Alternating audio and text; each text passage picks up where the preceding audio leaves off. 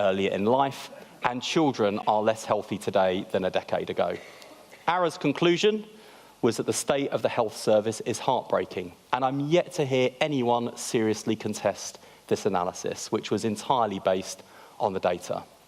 Of course, that didn't mean my Conservative predecessor didn't try, but she was left resorting to pointing out Lord Darcy was shock horror, a Labour minister, in an attempt to discredit the author and his work, conveniently forgetting, impolitely I might add, forgetting he did work for Conservative-led governments too, not to mention 3 decades of experience as one of our country's top surgeons.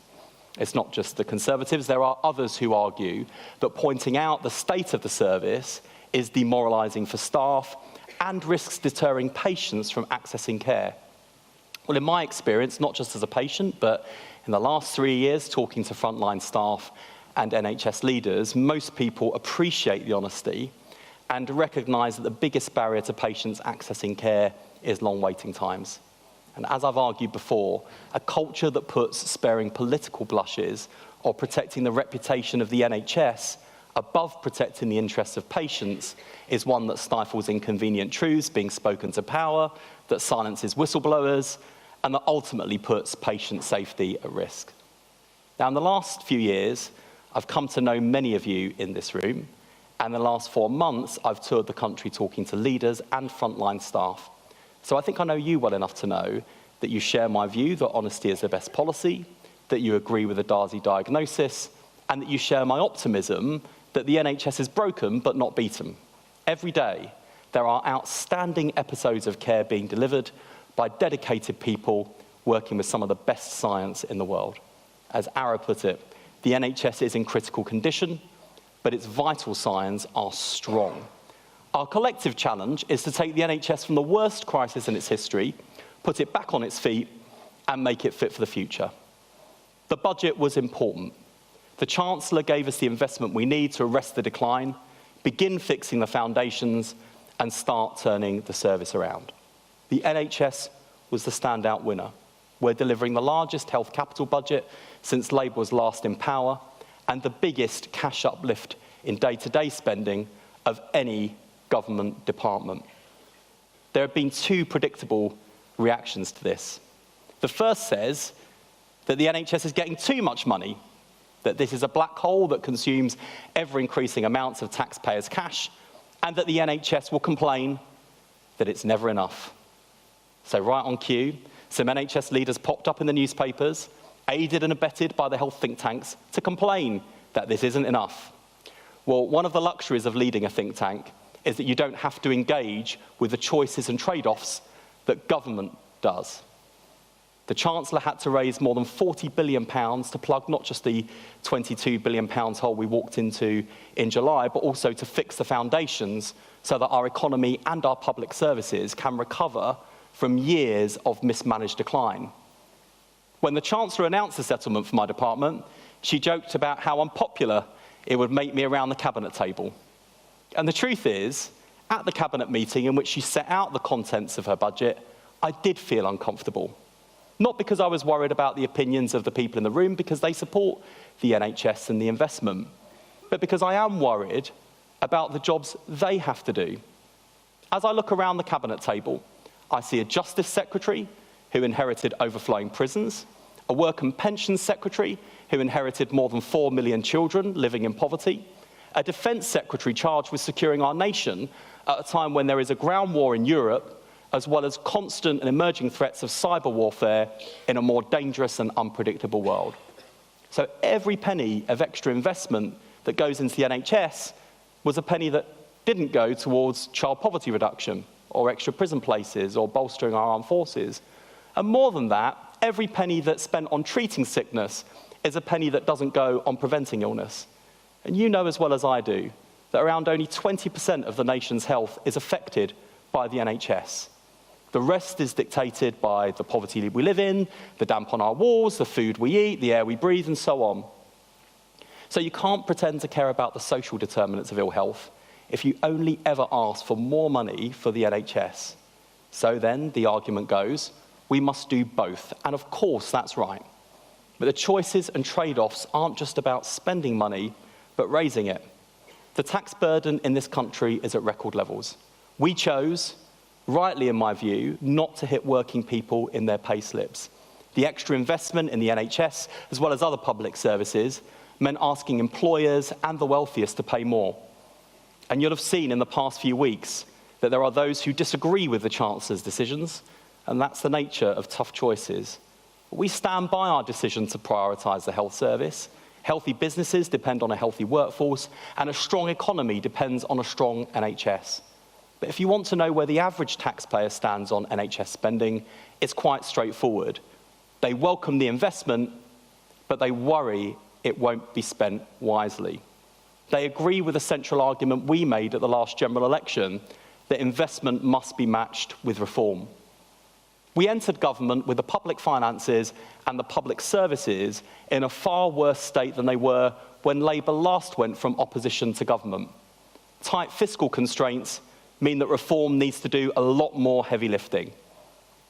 But even if we'd inherited the strong economy and public services we saw at the height of New Labour, we would still need to reform our public services, because we're standing in the foothills of a scientific and technological revolution that is changing the world around us. Citizens are used to choice, voice, ease and convenience at the touch of a button. We expect everything faster. Unless our public services are modernised to meet the needs of our people, they'll become increasingly redundant and irrelevant to people's lives, unable to meet their needs. The failure to reform the state to meet the needs of the people is one of the fertilisers of populism we see across liberal democracies. The other is a failure to ease the pain in their pockets. So we need to address both, with NHS reform that delivers better outcomes for patients and better value for taxpayers' money. By now, you'll be familiar with the three big shifts that will underpin our 10-year plan for health, from hospital to community, from analogue to digital, from sickness to prevention. These shifts are not radical new ideas, but delivering them truly would be. They're necessary to tackle the challenges of our growing ageing society, rising levels of chronic disease, and rising cost pressures, as well as to seize the opportunities of a scientific revolution in which AI, machine learning, genomics, and data offer us the chance to transform our system of healthcare to one that can not only diagnose earlier and more accurately and treat more quickly and effectively, but also predict and prevent illness. But we're not waiting for the 10-year plan in May to get cracking with reform. Over the last few years, I've regularly heard the criticism of the top-down nature of the NHS. It can be a difficult criticism for those at the top to hear. But for the last 4 months, I've found myself at the top of the system, at the peak of the mountain of accountability. And I not only recognise the criticism, I agree with it. The NHS in 2024 is more hierarchical than almost any other organisation I can think of. Even our armed forces, as the Messenger review argued, are less locked and centralised into command and control. Those of you who have studied the birth of the NHS will know that there were vigorous debates within the Attlee government about how the new NHS should be organised. Given the vital role that a strong state and central planning have played in Britain's success in the Second World War, it was perhaps inevitable that Nye Bevan's centralised model won the day, albeit with some concessions to the doctors to overcome opposition from the BMA. But Herbert Morrison and others in the Labour movement had argued strongly for a municipally based model with power and control exercised locally.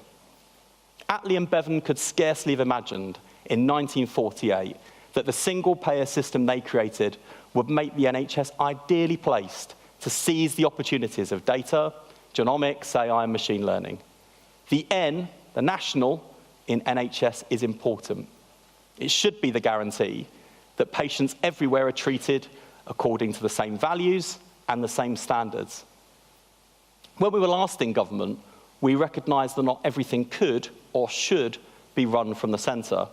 New Labour's reform agenda created foundation trusts, increased patient choice, and used financial incentives to raise performance and increase transparency. In doing so, they oversaw dramatic falls in waiting times and increased public satisfaction to the highest levels on record.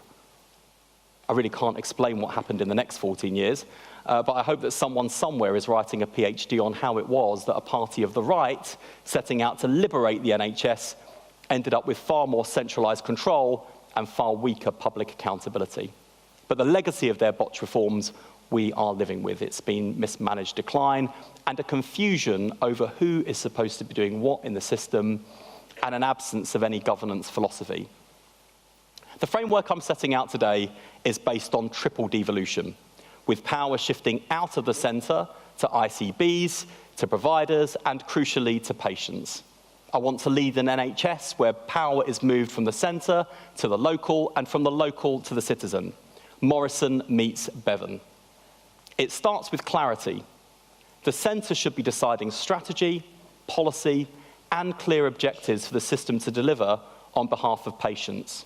We should allocate resources against those objectives and provide the overall accountability framework for improving performance. We should ensure the same standards of care in every part of the country, and we should unlock the unrealised potential of the NHS as a single-payer model by making the NHS the best partner in the world for the development of new treatments and medical technology, and to make the most of our collective purchasing power to deliver value for money. And the centre should be smaller. As power flows from the centre over time, resources should flow with it. Otherwise, it will keep swamping local services with diktats and demands that distract them from the job of meeting patients' needs and improving the communities they serve. We need more doers and fewer checkers, and the centre needs to learn the words stop and or after years of start and more.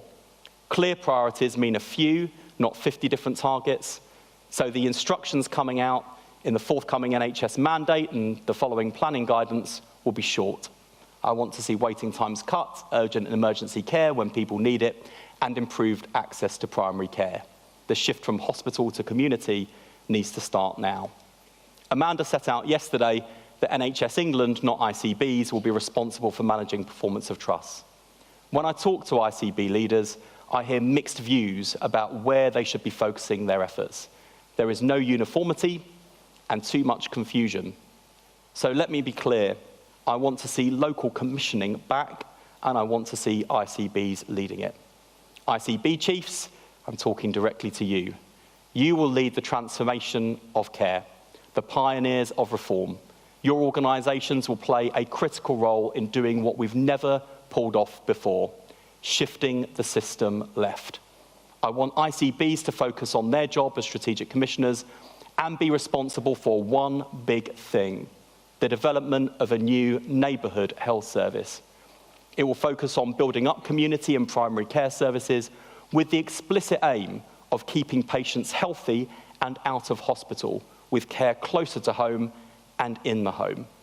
All the evidence suggests that 1 in 4 patients in hospital should not be there, and that 1 in 5 emergency hospital admissions are preventable so long as earlier diagnosis takes place. So there's your challenge.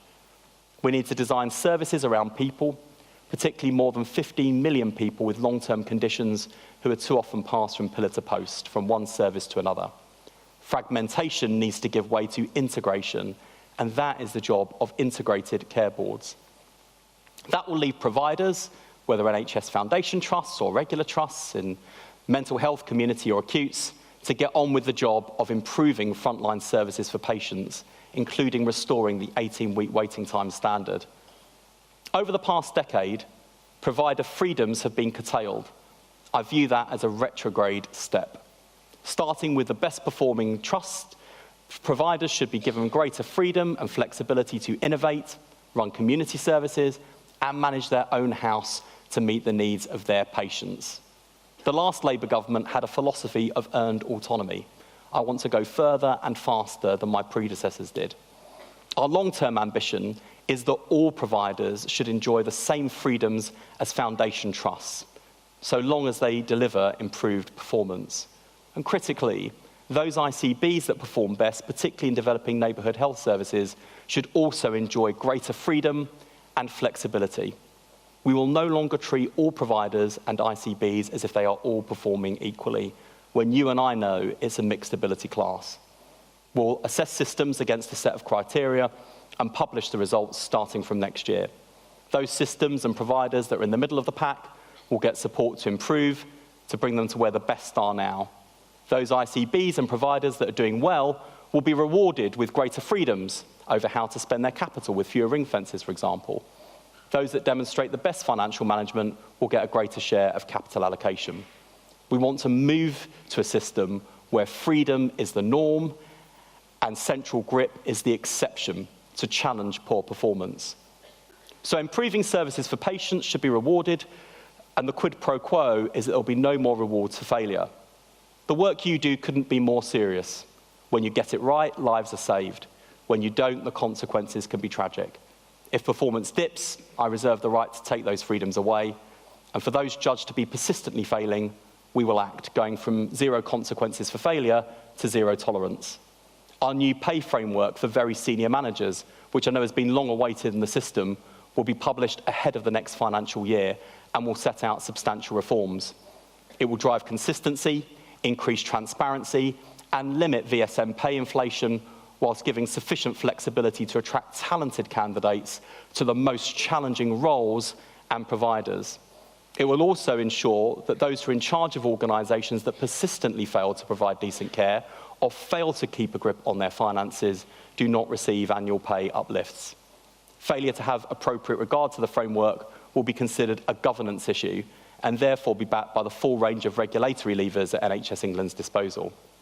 Failing ICSs will not have access to capital flexibility, and neither will trusts, including foundation trusts that have the badge but don't meet the mark. Turnaround teams will be sent in to diagnose the problem and help fix the problem. Financial controls will be imposed if necessary, and where leadership is found lacking, they will be removed. Now, given the performance of politicians in recent years, you might think it's a bit rich for a politician to be stood here telling you about leadership. But there's one thing I'm sure of after the last 4 months. One person behind a desk in Whitehall cannot deliver the mammoth task ahead of us. Taking the NHS from the worst crisis in its history and making it fit for the future will require first-class leadership at every level of the system. The journey of reform is one I'm determined to take with you, not impose upon you. And that's where you can expect a break from the past, a grown-up break from the past. No more manager bashing for manager bashing's sake. Lord Darcy's investigation into the NHS concluded, and I quote, that the problem is not too many managers, but too few with the right skills and capabilities. And let me tell you, that is not the most convenient conclusion for a politician to receive. I could be no more popular than announce the sacking of lots of managers, but that would not be the right thing to do. And I'm prepared to make an unpopular argument with the public about the value of good leaders. The NHS is one of the biggest organisations in the world. We should be competing with global businesses and public services to attract top talent. And for that, we need to attract and retain the best. So we will invest in you and support you. Yesterday, Amanda laid out our plans to develop a new NHS management and leadership framework with a single code of practice, set of competencies, and national curriculum to help develop essential leadership capabilities. And today I can announce that we're establishing a College of Executive and Clinical Leadership to help train and develop excellent NHS leaders. Non-clinical leaders should be working in lockstep with clinical leaders, and that's why I want this resource to be available to every type of leader in our NHS. And I've asked Sir Gordon Messenger to help us develop and attract the talent we need to develop our 10-year plan. The most important person in all of this is the patient. Since we launched the national conversation on the future of the NHS with the Prime Minister a few weeks ago, I've been struck by how loud the patient voice has been during the exercise. It's almost the inverse of my experience in my average working day. Popular and familiar ideas like allowing patients to choose where and when to be treated, making it easier to rearrange appointments, and grouping tests and scans together in one visit to save time, rarely pass the lips of most of the people who walk through my door to say something to me. I said in opposition I would be the patient's shop steward. Now I'm in government, I'm here to be the patient's champion. They will be at the heart of the 10-year plan next year. Their priorities will be reflected in a new NHS mandate shortly, and when the elective recovery plan is published in the coming weeks, you'll see that greater choice and control is at the heart of it. We start from a low bar, and we're not going to change the experience overnight, but the direction is clear. Patients should be able to choose where we're treated and when. The ease and convenience with which we organise most of our lives and the best performing providers allow us to organise our healthcare should be available to everyone in every part of the country. That's why I welcome Amanda's announcement yesterday about the new ping and book service for breast and cervical cancer checks. Power to the patient is my mantra, and it needs to be yours too. Finally, right now I know that many of you are feeling bruised and battered. 14 years of austerity, a global pandemic, and no political direction has taken its toll on everyone working in the NHS and social care system. I know it won't be easy to turn the tide, but my message to you today is a message of hope. The Prime Minister pledged the biggest reimagining of our NHS since its birth, and it falls upon all our shoulders to deliver this, the jewel in the crown of this government's decade of national renewal. The challenge is huge, but the prize is enormous, and the change has begun. The package of reforms I've announced today is how we'll get more out of the NHS for what we put in. This is how we make sure the investment announced in the budget delivers real change for patients, and this can only be a team effort based on a shared national mission to recover and renew our National Health Service. You have dedicated your careers to public service, and I know that among you, I'm not alone in the scale of my ambition. To coin a phrase, we are in this together. The NHS is already living on borrowed time, and if a Labour government can't improve the NHS, then it simply won't survive. But if we get this right, we can look back on our time with pride and say we were the generation that took the NHS from the worst crisis in its history, got it back on its feet, and made it fit for the future. Many of you in this room have done it before. We can do it again. Thank you very much.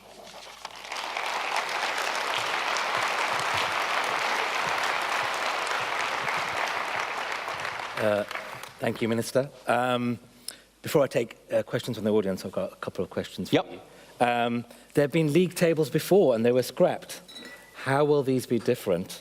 And are they just a gimmick that won't tackle deep-seated, complex problems? I would take that criticism if it was the only thing we were talking about today, and if it wasn't part of a much wider package of greater freedom, autonomy, freedom to innovate amongst high performers, and a whole range of support for the middle of the pack, and a recognition that for people in the most challenged systems, we're going to look at a range of contextual factors. I think if I think back over the last 20 years or so of our experience of healthcare in this country, and you look at the systems with the poorest performance, even when the NHS is performing at its best, tends to be the same areas. So I recognise in those parts of the country that there are wider systemic challenges that we need to be alive to, and which, frankly, the NHS is well equipped to understand. The regions are well resourced. My department knows where those challenges are, and we need to get the best leaders into those areas to help turn them around and to deal with some of the underlying factors. But when it comes to poor performance, and I know people have seen some of the headlines and bristled, I think it is really important that as we try and rebuild the NHS and rebuild public trust at the same time, that we're really honest and unequivocal about the guilty secret of poor performance amongst NHS senior leaders, which is it is entirely possible. Indeed, I have seen it happen, if I think about some of the people who've passed through my own trust, that someone who is known to be a poor performing senior leader is quietly brushed aside, sometimes with a golden goodbye, and then magically reincarnated somewhere else, leading some other poor trust. And that has got to stop. And to people who bristle at the headlines and think, oh my goodness, is this about attacking all managers? Absolutely not. It's about weeding out the rotten apples to make sure that the excellent leaders are not tarred with the same brush.